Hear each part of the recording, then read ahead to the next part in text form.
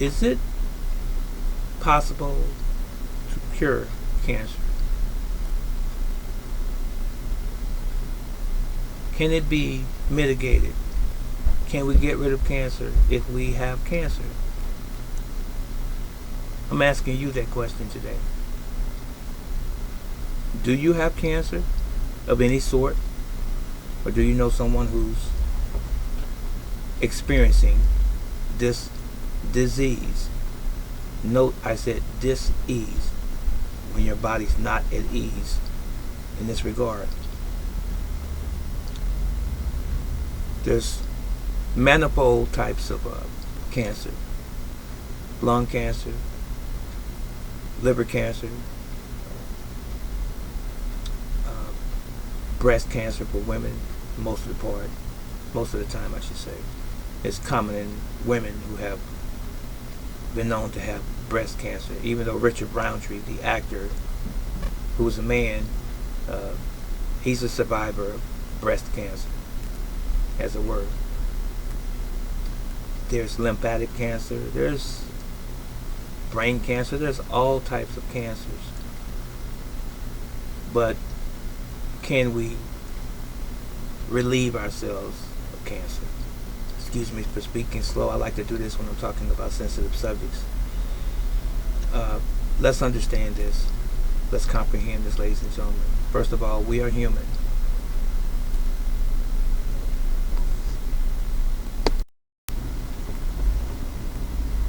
We live in a toxic world. I don't mean mentally, psychologically toxic. We already know that exists. There are toxic people because of how they deal with humanity. There are people who are not good for us. They're not healthy for us because of their dispositions, their mindsets, even evil people, evil thinking people. But I'm not talking about that toxicity. I'm talking about chemicals for the most part. The things that we have in our atmosphere, the things that we have in our waterways, lakes, oceans, rivers, ponds, streams, the things that we have in our local drinking water, and the things that we have, even unfortunately, in our food supply, cleaning supplies as well, things that we use in our household. We are inundated with toxic material all of the time. And for the most part, most of the cancers that we encounter as human beings comes from the things that we create. Now, when I say create, I'm talking about not necessarily me as an individual or you as an individual, but I'm talking about the industries, production companies of all types of materials, and especially food items, food manufacturers, pharmaceutical drugs, chemicals, things that are synthetic, not real, not biologically friendly to us. This is where most cancer comes from. So you have to put on your big boy britches and your big girl panties today to comprehend where I'm coming from.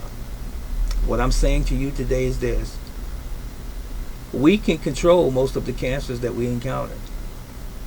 We can. And we've always been in control of most of the cancers that we encounter because we buy the products that are carcinogenic or cancer causing to our bodies. We inhale things in our home. We inhale things out of doors, from gasoline fumes, diesel fumes, chemicals from chemical plants, production companies, and so forth. As I mentioned earlier, chemtrails in the air, the exhaust from trains, planes, automobiles, if you will. We inhale this stuff all of the time. It's in the air all of the time. The chemicals that we use for cleaning, for the most part, they're not natural cleaning supplies. They're man-made. very toxic materials. We can't escape it, or it seems as though we can't escape most of it, or some of it. And God forbid us not being able to eat food. But it's very unfortunate that the food industries fill those things that we consume food-wise with toxic materials to our bodies.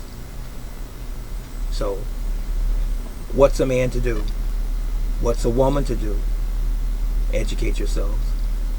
The information has always been in front of us. We have just not acted upon it. What we act upon instead is how something looks to the eye, how something smells good, the fact that things taste good as far as food is concerned, guilty pleasures and so forth. But we've been killing ourselves all along by consent. Consenting to the things that we see, smell, and taste. Stop doing it. At least control the amount of exposure to toxicity as you possibly can. Do you control what you eat? Do you control what you purchase in the grocery store? Do you read the labels? Do you control the perfumes and the oils and the incense and all of the other chemicals that we like the fragrance of? Deodorizers for the home. The vast majority of those things contain toxic materials that's not good or healthy for us. Now, there are some things that we don't control, or we have very limited control over, and that's the toxicity in the air that we breathe. Industry is not going to stop because of us. They're not. That's what keeps the ball rolling, the financial ball, that is. That's where they make their money. Commerce. So, my question to you today is this. If you don't have cancer that you know of right now, can you participate in your own life starting right now and say to yourself and to your family, I'm going to start being more vigilant as a person, as a man or a woman, or even a child, and I'm going to start reading labels and stop purchasing things that's harming me, my family, and my friends.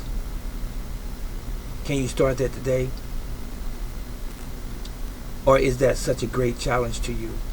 You don't want to do it because you're just caught up in it.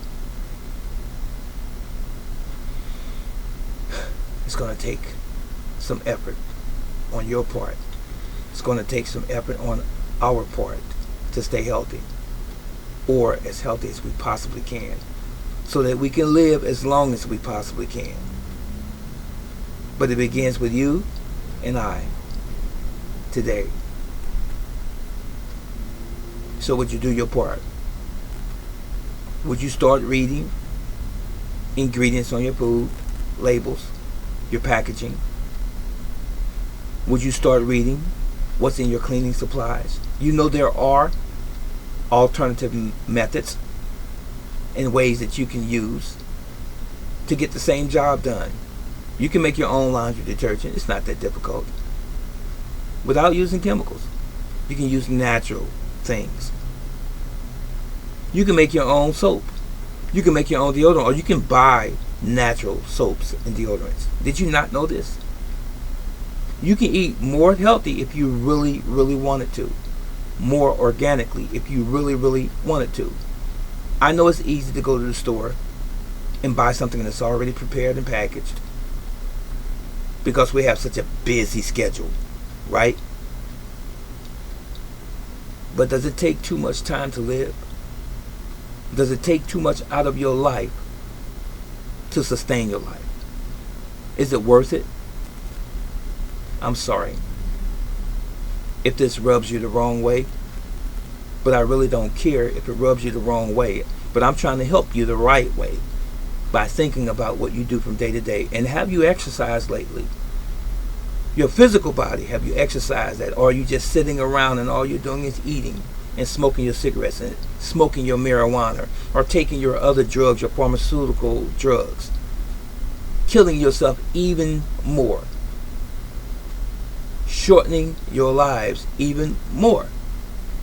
But I know we all have our own baggage. We all have our own list of excuses as to why what we're doing is not that bad, or it's okay, or me taking this particular drug alleviates or relieves my pain. It calms me down. There's a lot of natural things that you can do to do the same thing. So what's the excuse you're going to use today? What's the excuse you're going to use today? I didn't mean to go on a rant like this, but maybe I did. It was kind of a spur of the moment, but I'm glad I did. You haven't heard from me in a couple weeks or more, but now you're listening to me now, hopefully. And I hope you take a page from my book. I turned 60 a month ago, and I'm trying to do my level best, as one of my friends say, to be around here long enough to see my child and my grandchildren grow up, turn 20, 21 at least, raise their own family. I want to be around, and I want to be the healthiest version of me as possible. I don't want to shortchange my children and my grandchildren of a father, of a grandfather, of an uncle, just because I didn't take care of me. You should be thinking the same way. So now, what are you going to do? What are you going to do about you and your health today? So, in my brash or sudden conclusion of this video, I want to encourage all of you that are watching me right now to take great care of your health and try to avoid contracting or getting cancer by doing what you can do for yourselves. Reading ingredients, being mindful of what you buy in terms of food and what you consume in terms of food and even water. Study these things. Study the world that you live in. Like I always say, study the world in which you live so that you understand or comprehend the pros and the cons. And there are pros and cons to the world in which we live in every industry. And the food industry is no different. There are things that we should not be consuming, things that we should not be eating, things that we should not be putting on our bodies, things that we should not be inhaling, things that we should not be smoking. It's just the truth anyhow. I'm sorry. So control what you can control. And the other things that we can't control, we just have to stay prayerful that we have a long and very good life and meaningful life as long as we possibly can. Until then, the next video that is. I love you and Yahweh loves you. So long.